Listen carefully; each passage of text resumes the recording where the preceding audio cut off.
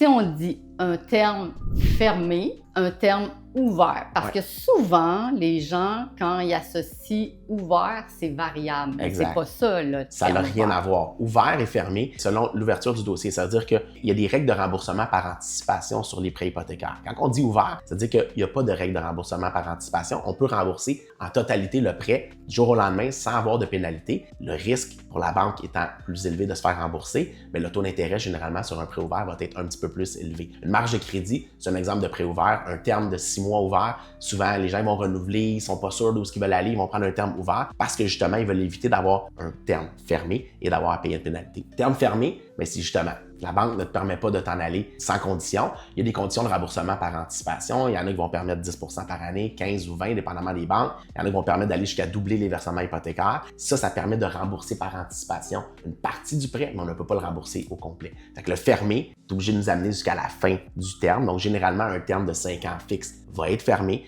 et en ce moment-là, à la fin du terme, on devient ouvert et c'est là qu'on peut choisir de faire ce qu'on veut avec le prêt hypothécaire. Appeler son courtier, faire un transfert, aller refinancer, des rénovations, tout le kit. Mais c'est à la fin du terme fermé qu'on peut le faire.